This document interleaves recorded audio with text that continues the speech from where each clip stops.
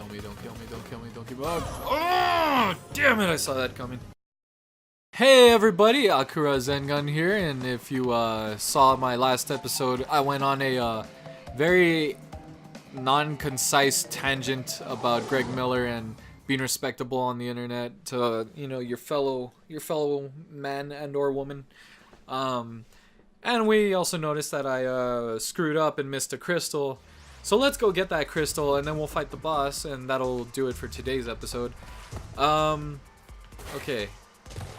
So anyway, I was saying last time, and let me see if I could say this better, but you have Greg Miller, a guy from IGN who I found annoying, and I found him to be a fanboy when I was a fanboy, and you know, that's just not the case. And then he had this response video to a review that he was getting a lot of shit for, but you know, in all fairness, it's not like the game was that great, and you know, people, it's because they had expectations of the game and they thought it was gonna be good, and they're like, hey man, you know, this is a good game and whatever. Maybe, I know a lot of people didn't like Greg Miller at the time, because he was loud, and you know, if you don't give people a chance, you won't get to know them, and you know, if people really got to know people on the internet and, you know, see more of their content, you could find out if they're really good people or not.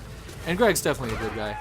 And so, you know, he has that response video, and then it was at that moment I was watching the video. I'm like, okay, let me see what he has to say. Let me give him a fair shot, because I finally had realized, hey, I'm being kind of shitty by like not liking this guy for really no good reason. Oh shit! Oh shit! Fuck! Nice bones though. And then I thought, okay, let's give this guy a chance, and I did, and I thought to myself, he's a gamer. He's like me. He's just enthusiastic. Why hate? Why waste your time hating on someone? If you don't like someone, just don't watch the stuff and don't give it 2 seconds of your time thinking. Don't waste time thinking about shit things. But anyway, fuck. I'm like, whatever. I don't need you. I don't need your crappy 2 lives starting off the level with. But anyway. And then, so, you know, Greg goes on to host a show for IGN, and he was getting paid a lot for that, probably. I don't know why that's relevant. Don't worry about that. But anyway, so he was doing the show, and he's being like a host and stuff, and it's really cool. And he kind of stopped doing reviews, and he was focusing on that show. And, you know, this is something I forgot to mention the last time, but when I gave Greg Miller a chance, and I thought, like, because I had disliked him for, like, I don't know, 2 years, maybe, whatever. And then, like, I gave him a chance, and I had heard his podcast Beyond, and then there was the guy, Colin Moriarty, and another guy who is now with PlayStation, oddly enough. His name's Ryan Clements, and I loved Ryan Clements' writing. I loved all of his articles. I'm gonna die! And, you know, I was like, okay, Podcast Beyond, it's got Greg, and I love Ryan's writing.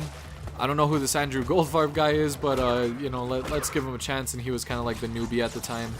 And I felt like he was an underdog, and I was like kind of root for him because I felt like they would give him shit, but you know, in a friendly way, never abusive. But you know, I was like, okay, these guys are cool, except Colin. Colin's like tough to listen to because, you know, Colin was like he just tells it like it is, tells it like he sees it. But then like I came to respect Colin after a while, and you know, I loved him just as much as everyone else. And you know, if you know Colin, you can at least say to yourself, this guy is probably not gonna be likable to some people immediately, and you really like Colin. Colin was like an acquired taste. That's how I describe Colin. But once you acquire that taste, can I hit this? Can I hit? No. Shit. Damn it. Anyway, but with Greg, he has that show and then the podcast, and then that's how I got to know these guys, because they have the podcast. They're funny. Everything must die. Kill a rat. Damn it! I died too. And okay, so then you have that show up at noon with Greg Miller, and then they actually left IGN to go do Kind of Funny, and you know, but before all that, and what I'm trying to get at is that, like, I had my, you know, turnaround of like my mindset of Greg Miller before. This was like a month before he announced it to the world, but you know, I'd come to like his podcast. I'm like, yeah, I like this guy, I like his reviews. And I went back, I watched all his damn reviews, and I was like, you know what? He does good reviews. This is cool. And then a month after I like finally accepted him, it turns out that Greg had Hodgkin's lymphoma, which is a form of cancer I believe it's in the lymph nodes. I'm not too well educated on it. I used to know more about it back in the day, but you know, his cancer went into remission, and you know, everyone was just like so happy. But he was going through chemo, and he had his head shaved on his live show, and it was shaved by the guy who heads up the Borderlands games. Damn it, can't think of his name right now. He's that guy. Damn it, I can't think of his name. What's his fucking name? He does magic as a hobby. Damn it. I know his silly little hobby. It's not really silly. It's a good hobby, but I know his hobby, but I don't know his freaking name. Damn it. And he's like from Texas, and his name has an R in it, I think. I for some reason want to say Ron Jeremy, but that is horribly wrong. That is not his name.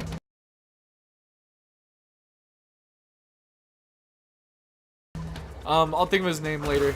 But anyway, so Greg had his head shaved on the show by that guy, and it was so cool because like Greg was open with his cancer and he kept us in the loop. He would like have videos on his channel when he was like doing the chemo, and you know, the PlayStation Vita, he would take it with him to, you know, chemo and everything, and like he cried, you know, we laughed, we cried with Greg, and it was like real, and I was just like, oh my god, I just started liking this dude. Please don't die, you know, like for your sake, for everyone's sake, you make the world a better place with your smile and your laughter.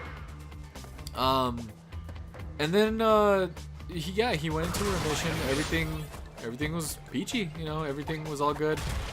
And I could have sworn I got the crystal on this stage.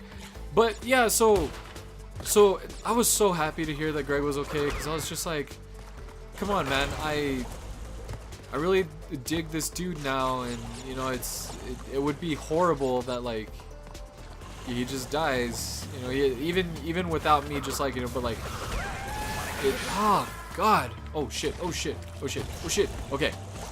And yeah, so that's why like I had a complete like turnaround on like, you know, the way I perceive this guy, and damn it, what the hell, no crystal though? Hold on, something's wrong. We need to find this crystal. But anyway, and yeah, they do the kind of funny stuff, and they're good guys. They're entertaining, and I frequently hear their podcasts and watch their content. And I don't watch the reviews because I don't watch reviews until after I play a game, because I don't like it skewing my view, but I do. Oh, here we go. Found it. Yay. Okay, let's just get over there. Yay. Can I go through this? No. I guess it was a one-time deal with that other thing. Excuse me. Oh shit. Okay.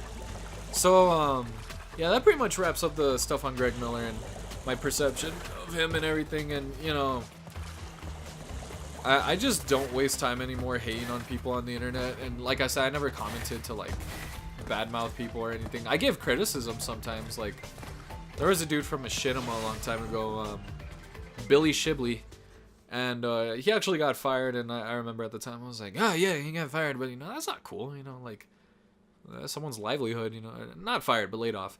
But I remember he kind of spoiled the end of Darksiders 2? Was the original 2? I think it was 2. And, well, hold on. We'll get back to that. My boy, you are more than halfway there. But I'm sure you've noticed that things are getting harder. The last 10 crystals will be the hardest to gather, and our enemies will be sending their strongest forces to thwart you. I'll contact you again when you have completed the next warp room. Crash is on a mission to kill everything. Alright. Oh, Tiny Tiger. Legendary boss. Anyway, as I was saying with that Billy Shibley guy, I just remember like see, it's the smallest thing that could set you off when you're in high school. Oh, hold on. It's tiny time. Damn. Do you have stripes, Tiny? Oh shit. He jumps. There we go. Oh god. That's how we beat him? That is how we beat him. Anyway, a little scientist in the tube there. Don't kill me, don't kill me, don't kill me, don't kill me. Oh, damn it, I saw that coming. How did I know? I'm just gonna keep moving. I'll be faster than him. Better, faster, harder, stronger. Motherfucker.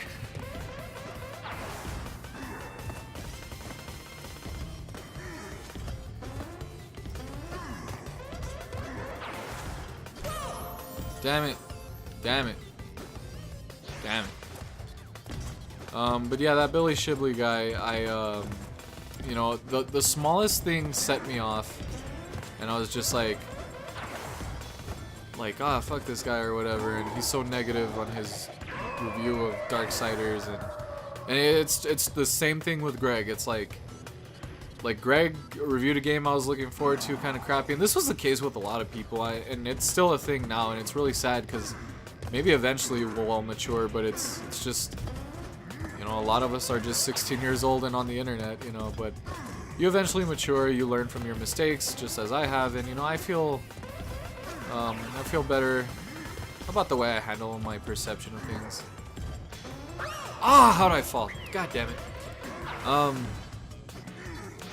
But yeah, Tiny the Tiger. He's the first boss in the next game, Crash Bandicoot Warped, and he's always been fun to fight. Like you jump, he throws lions at you. There we go. Get fucked. But yeah, definitely now if there's someone new on the internet, and I had mentioned way back, like, I don't watch Smosh anymore. It's because Smosh's episodes started getting like, I don't know, weird and different, and not in a way that I appreciated, but definitely oh crap, like that Smosh games. And then the same thing again, like I totally didn't give these guys a chance, but this is just a tad more justifiable because these guys were playing a Ratchet game, and they were playing that one, what was it, the tower defense Ratchet game, and what had happened was that they were like, oh, what's with the split screen, why is it like this, and they had like judged the game before they had realized that the split screen was because of like a map. Like that's the shit. Like it was the design choice, the way they split the screen, and then in the empty space there's like the map, and Tiny is dead. And there you go. Why bring him back up? That's mean, but whatever. He was trying to kill us. And yeah, you know, they kind of like disregarded the game, and they were like, yeah, so this game's a meh. Like they would give it like a that's okay, or like a meh, and you know, maybe because of that is why I don't like the term meh. It's just so like half-assed and lazy, and there's like no good argument to be had with a meh. You know, it's just like you say meh, it's just like explain yourself. But yeah, you know, so maybe it's a little more justifiable with them because they legit didn't put a good argument, but that's okay. There's no problem, you know. I'm sure they're doing fun stuff, as am I. I'm having a good time. And we'll have another good time next time on Aku Plays, the Crash Bandicoot Insane Trilogy. I've been AkuRazengan. You guys have been amazing. Thank you for listening to my historical rants of my not so smart approach to the internet when I was 16. I'll see you guys next time. I love you. Goodbye.